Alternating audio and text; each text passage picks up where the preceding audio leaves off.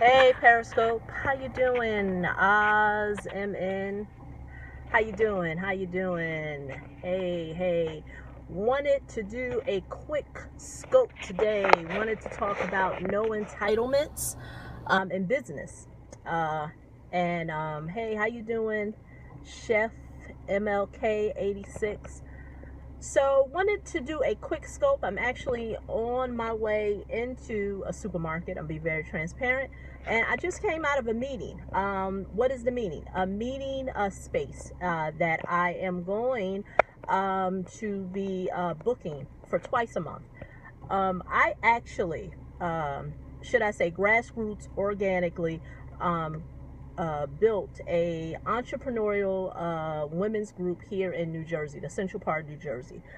Started it, I think, in late 2013. How you doing, DJ? Started in late 2013 or late 2014. I don't remember. I think 2014. Yes, 2014. And it's now grown to over 70 women.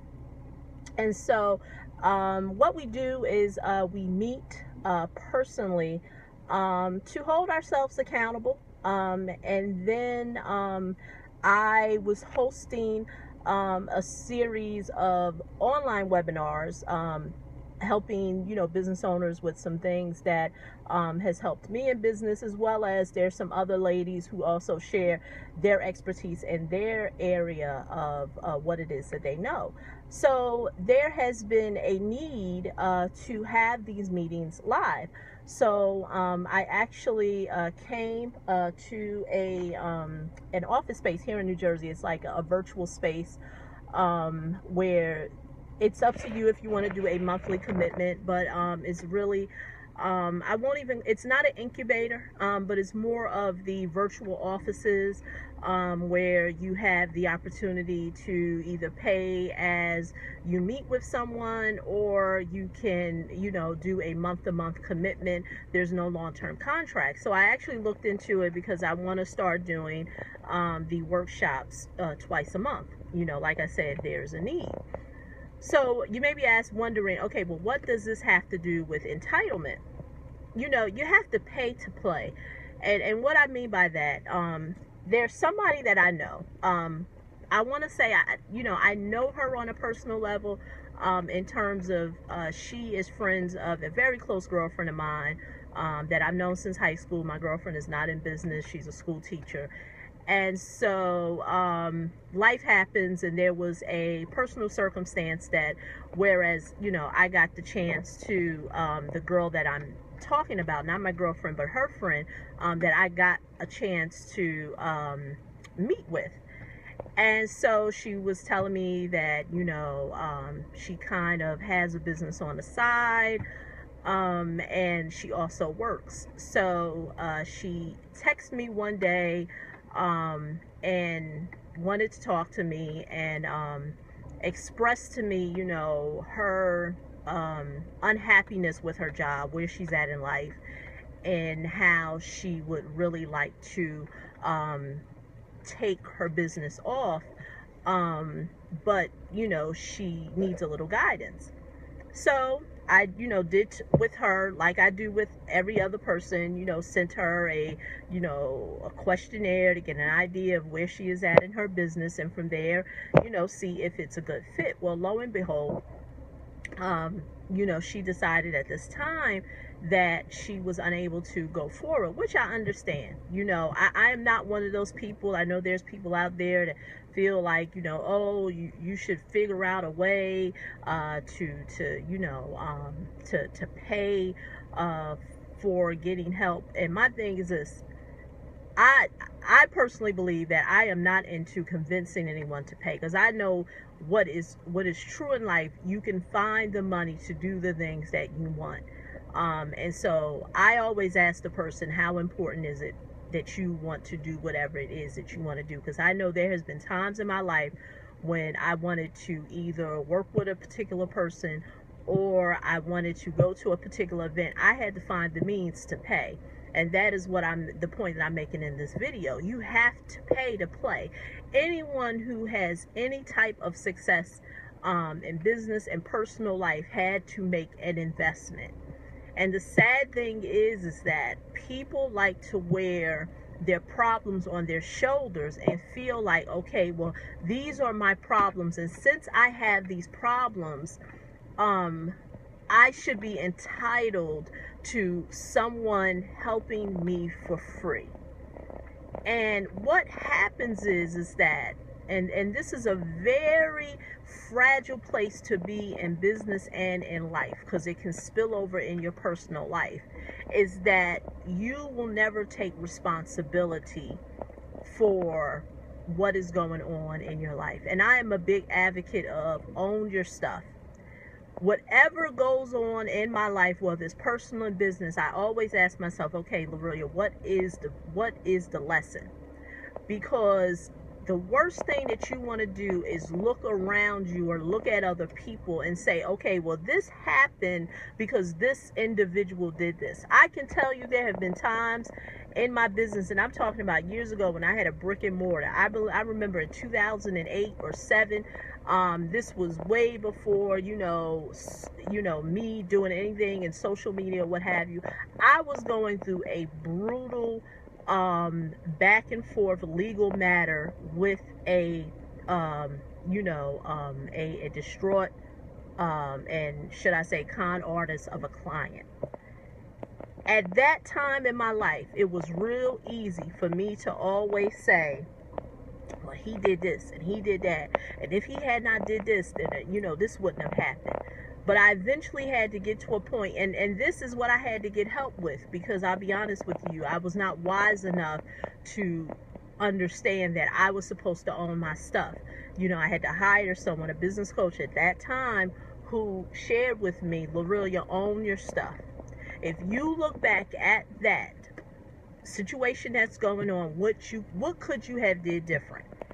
And that is what I had to do. And now, where I'm at now, there are things that I have in place when I'm working with people that will allow me to circumvent that ever happening to me again. Because there are certain signs that an individual will put off that will have me to say, you know what? The Judas is arriving. And so I say that to put all this together, going back to the lady that I mentioned, you never want to feel like that someone is entitled to share information with you, to provide information to you, just like I'm putting the investment out to have this space, to have these meetings twice a month. Now, what do I look like going into that office space and telling that lady who runs that office,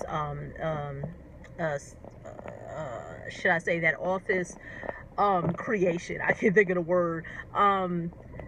Listen, look here, I can't really pay for this, but this is what I want to do, and this is my situation, and since my situation is this, you should just let me do it for free.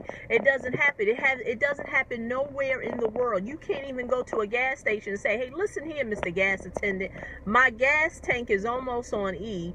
I don't really have no money for gas, but this is what I want you to do. I want you to give me gas for free, and so I can go on with my way in terms of going where I need to go, whether it's traveling to work or traveling in general in my car. Nowhere in life do you have that opportunity. You can't go to no supermarket once again and say, hey, I don't have money for food, but this is my situation, and hey, hey, big chain supermarket, let me buy this, food for free. It does not happen. And that is the same type of attitude that you have to have in business, to understand that you have to own your stuff. No one is entitled to share information with you, to give information to you. I have always been an advocate of, if there's somebody who knows something that I want to know, I make the investment. I make the investment to either, buy a program of theirs, get some one-on-one coaching, whatever it may be. Coaching, I think for some business owners, it is a new concept. I actually got introduced to the whole concept of how important it is for advisors and coaching in 2007. This is way before social media, this, that, and the other. This was when I had a brick and mortar business. I was a tax professional who had recently got licensed as a financial advisor. And the one thing that when you was new to the broker-dealer, because we were all independent advisors, was that you were encouraged. Remember, it was something that you had to do. You were encouraged to be part of their coaching program. I had never knew what coaching meant in business. The only time I understood what a coach was in some type of sports activity. But in business, the concept was new to me. And that was the first time that I understood the importance of coaching.